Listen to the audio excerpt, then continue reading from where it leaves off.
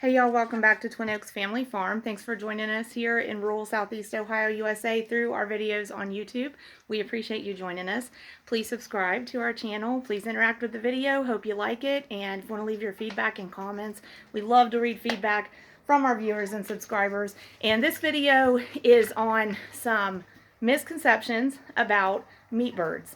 So we're actually in a current grower pen with a flock that's number of 92 birds in it at this point, and they were hatched on October 18th, 2023, have a processing appointment on November 30th, 2023. So as we're recording, they have about 5 days left in production.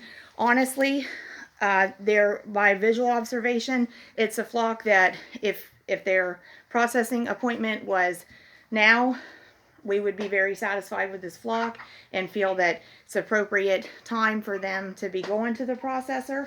But with our small commercial poultry operation, the way our setup is, we set up our processing dates a year at a time. Then we set our hatch dates based off of those processing dates for a year at a time. So this November 30th, 2023 processing date for them was set like the first week of January 2023. So we need to stick to it, and we have, then our job is to keep the birds, you know, doing as well as we possibly can, and some of it is just dependent on how strong the bird's cardiovascular system is, skeletal system, as far as them getting through production.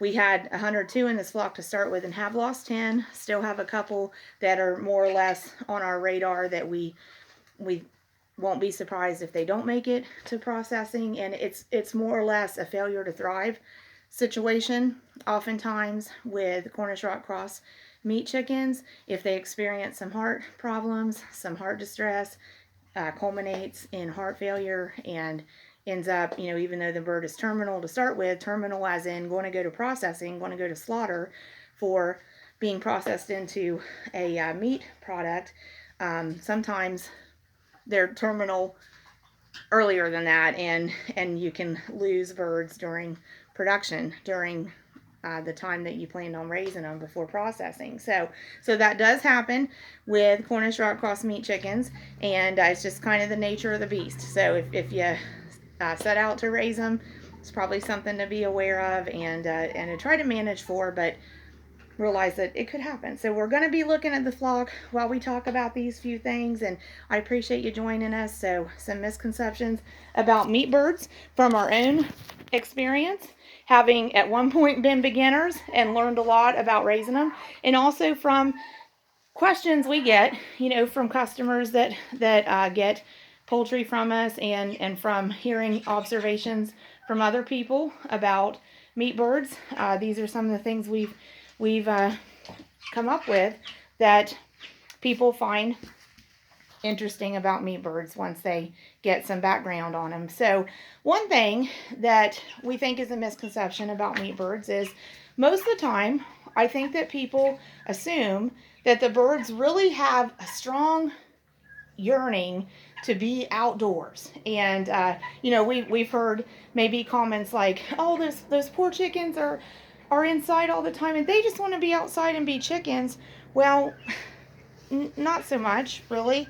Maybe more so with other chickens, but not so much with Cornish Rock Cross meat chickens. Honestly, if they have food and water and a comfortable environment around them, they're very, very content indoors. In fact, so our production model is raising the meat chickens inside. We do give them access to outdoors, and was going to show you right here in this flock. I'm going to move a little so the camera is going to be moving with me. So in this flock that totals 92 presently in this grower pen, in this flock we have the door open as we do most days. They can go outside, and then we set a safety barrier on further out to deter any predators or even just stray domestic animals that might be coming across the property. A total of, out of 92 birds, a total of, I think there's 3 right there, and 2 are right at the doorway, and a couple at the doorway where the sun's hitting them. So like a total of 5 are outdoors. And these birds have all been asked to move around the pen, have made a couple of laps around the pen, had access to the doorway. And so, as you can see, for the most part, the majority of them are content inside. so if you raise them outside, that can be done very successfully, and they enjoy that too if the conditions suit them. But they're also very content with a well-managed indoor production setting. So another misconception, they're like Frankenstein birds. We've had people ask that, oh yeah, are those like the Frankenstein birds, Cornish Rock Cross? They're not Frankenstein birds.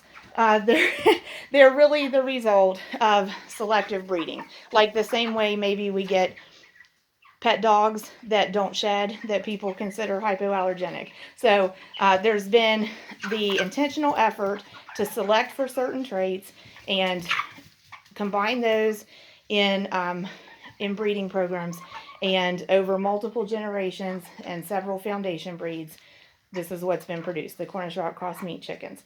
And they grow rapidly, convert feed to meat efficiently, so they're ready to be processed into poultry rather quickly, relatively quickly. So that's what they're bred for. It's selective breeding, it's genetics, and they're not Frankenstein birds. So want to put that one to rest. So a couple other misconceptions, that they're sickly. Well, I want to assure you, in general, they're really not. They're not sickly birds. They are susceptible and prone to certain things, especially like heart failure, cardiovascular distress, even some skeletal stress on their legs because they grow so rapidly. And we can get into some of those concerns more, even in another video or in comments with questions and feedback. But they lay down a lot and rest a lot because they're growing a lot. And growth is a component of rest. So we're going to wrap this one up. Thanks for joining us. God bless y'all.